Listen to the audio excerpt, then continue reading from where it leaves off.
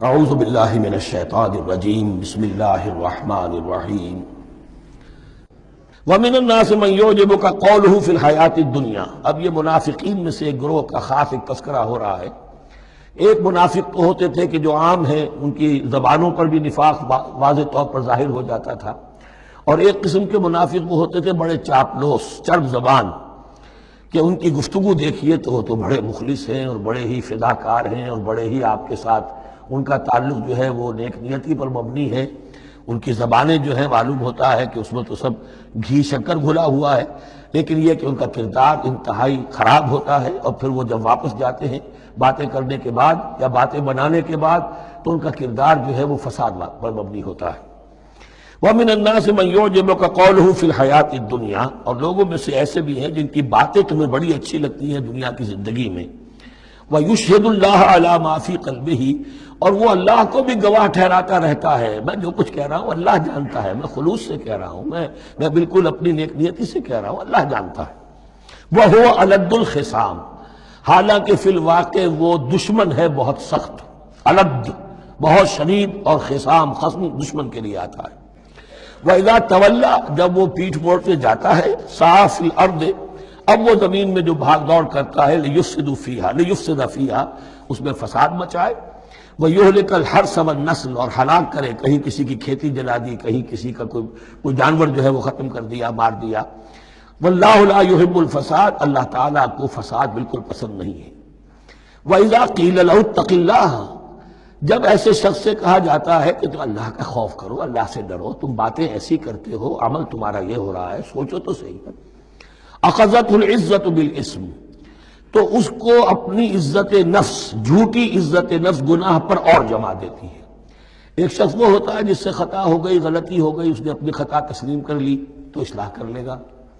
ایک وہ ہے کہ جو کیسے مان لوں میری غلطی ہے، اس کی جھوٹی انا جو ہے اور جو اس کی جھوٹی عزت نفس ہے وہ اسے اور گناہ کے اوپر چپکا دیتی ہے۔ أَخَذَتْهُ الْعِزَّةُ بِالْإِثْمِ، اس کو اور اس پر ضابط کر دیتی ہے۔ فَحَسْبُهُ جَهَنَّمَ، تو اس کے لیے تو اب کافی ہے جہنم ہی۔ وَلَبِئْسَ الْمِہَادُ، اور یقیناً وہ بہت برا ٹھکانہ ہے۔ روایات میں آتا ہے کہ یہ شخص خاص تھا اخنس ابن شریق، اس کا یہ کردار ہے، لیکن یہ کہ یہ تو یوں سمجھیے کہ شان نزول کے اعتبار سے یہ بات ٹھیک ہے، اور یہ کہ تعویل خاص میں اس کو بھی سامنے رکھیں گے، لیکن یہ وہی ہے، کردار ہے، یہ کردار ہر جگہ آپ کو ملے گا۔ اصل میں کردار کو پہچاننا چاہیے، اور اس کے حوالے سے اللہ تعالیٰ سے ہدایت طلب کرنی چاہیے کہ اس کردار سے اللہ تعالیٰ ہمیں اپنی حفظ ایمان میں رکھے۔ وَمِنَ النَّاسِ مَنْ يَشْرِي نَفْسَهُ ابْتِغَاءَ مَرْضَاتِ اللَّهِ، قرآن کا یہ عام اسلوب ہے کہ تقابل ضرور کرتا ہے، فوری تقابل۔ تو اس میں لوگوں میں سے وہ بھی ہیں جو اپنے آپ کو بیچ دیتے ہیں اللہ کی رضا جوئی کے لیے، اپنا تن من دھن، ان صلاتی و نسکی و محیای و مماتی للہ رب العالمین۔ وَمِنَ النَّاسِ مَنْ يَشْرِي نَفْسَهُ ابْتِغَاءَ مَرْضَاتِ اللَّهِ وَاللَّهُ رَءُوفٌ بِالْعِبَادِ، اور اللہ اپنے ایسے بندوں کے حق میں بہت شفیق ہے۔ ظاہر بات ہے جس نے یہ ارادہ کر لیا ہو، نیت کر لی ہو، کبھی ایسے شخص سے بھی کوئی کوتاہی ہو سکتی ہے، حالات ہو سکتے ہیں عارضی سے، کبھی جذبات میں آ کر کوئی غلط قدم اٹھ گیا، اللہ پہ معاف فرمائے گا، بڑی شفقت کے ساتھ معاف فرمائے گا۔ طے کر لے انسان، ایک سیدھا راستہ یہی بن جائے، ان صلاتی و نسکی و محیای و مماتی للہ رب العالمین۔ پھر یہ ہے کہ کوئی تیز دوڑے گا، کوئی آہستہ چل سکے گا، مختلف صلاحیتوں کے لوگ ہوتے ہیں، اس میں فرق و تفاوت رہے گا، لیکن جس نے یہ عزم کر لیا ہے اللہ تعالیٰ ان کے حق میں بہت شفیق ہے۔ یا ایھا الذین آمنوا ادخلوا فی السلم کافہ، اے اہل ایمان اسلام میں داخل ہو پورے کے پورے۔ یہ گویا کہ وہ بات اب کہی جا رہی ہے کہ جس کا ریورس یا کانورس ہم بنی اسرائیل کے ساتھ جو خطاب تھا اس میں پڑھ چکے ہیں۔ افتؤمنون ببعض الکتاب وتکفرون ببعض، کیا تم ہماری کتاب، ہمارے دین، ہماری شریعت کے ایک حصے کو مانتے ہو اور ایک کو رد کر دیتے ہو؟ فما جزاء من يفعل ذلك منكم الا خزي في الحياة الدنيا ويوم القيامة يردون الى اشد العذاب، تو جو کوئی بھی تم میں سے یہ روش اختیار کرے گا اس کی کوئی سزا اس کے سوا نہیں ہے کہ دنیا میں ذلت اور خواری ان پر مسلط کر دی جائے، اور قیامت کے دن شدید ترین عذاب میں جھونک دیے۔ اس کو اب مثبت پیرائے میں مسلمانوں سے کہا جا رہا ہے، یا ایھا الذین آمنوا ادخلوا فی السلم کافہ، ریزرویشنز کے ساتھ نہیں، ایکسیپشنز کے ساتھ نہیں۔ اللہ کی بندگی تو کرنی ہے، اس معاملے میں نہیں۔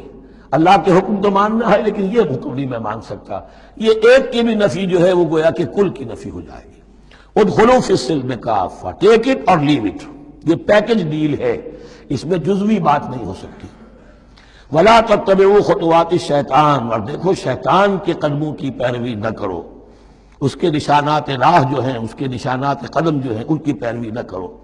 انہ لکم عدو مبین، وہ تو یقیناً تمہارا بڑا کھلا دشمن ہے۔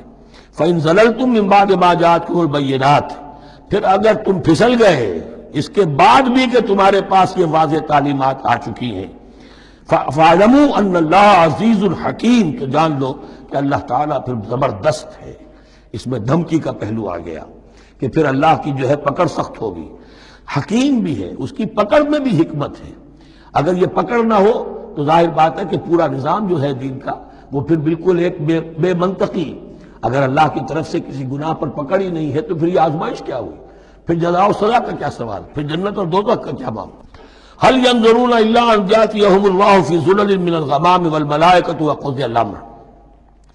ایک جو نفس انسان کو پٹی پڑھاتا ہے وہ تو یہ ہے کہ دین کا یہ حصہ تو آرام سے کرتے رہو، جو میٹھا وہ حق اور جو کڑوا ہے وہ تو۔ دوسری پٹی یہ پڑھاتا ہے کہ ابھی ذرا یہ ٹھیک ہے، یہ اللہ کا حکم ہے، یہ بھی حکم ہے، دین کا یہ بھی تقاضا ہے، ابھی ذرا ذمہ داریاں ہیں، ابھی ذرا بچوں کے معاملات ہیں، بچے برسر کار ہو جائیں، بچیوں کے ہاتھ پیلے ہو جائیں، میں ذرا ریٹائرمنٹ بھی لے لوں، تو پھر یہ مکان بنا لوں، پھر میں اپنے آپ کو دین کے لیے پھر خالص کر لوں گا، دین کے لیے پھر میں وہی کام کروں گا۔ یہ سب سے بڑا دھوکہ ہے، وہ وقت کبھی نہیں آتا۔ اسی لیے فرمایا کس شے کا انتظار کر رہے ہیں؟ هل ينظرون الا ان ياتيهم الله في ظلل من الغمام، کہ اللہ تعالیٰ آ جائے بادلوں کے سائبانوں میں، والملائکۃ اور فرشتے آ جائیں، وقضی الامر اور پھر فیصلے چکا دیا جائے گا۔ کیا معلوم کب وہ گھڑی آ جائے، یہ مہلت عمر تو اچانک ختم ہو سکتی ہے۔ پوری دنیا کی قیامت بھی جب آئے گی اچانک آئے گی، اور ہر شخص کی ذاتی قیامت تو اس کے سر کے اوپر تلوار کی طرح لٹکی ہوئی ہے کہ من مات فقط قامت قیامتہ، جو مر گیا اس کی قیامت تو آ گئی۔ کیا تمہارے پاس گارنٹی ہے یہ سارے کام کرو گے تب تک زندہ رہو گے اور پھر بھی تمہارے جسم میں کوئی توانائی، کوئی رمق باقی رہ جائے گی کہ دین کا کوئی کام کر سکو؟ جان لو تم کس چیز کا انتظار کر رہے ہو سکتا ہے اچانک اللہ کی طرف سے مہلت ختم ہو جائے، سٹاپ رائٹنگ، 3 گھنٹے ہو گئے، بس اب جو لکھ لیا، اب آگے تمہارے پاس مہلت نہیں ہے۔ وَإِلَى اللَّهِ تُرْجَعُ الْأُمُورُ، اور یقیناً تمام معاملات اللہ ہی کی طرف لوٹا دیے جائیں گے۔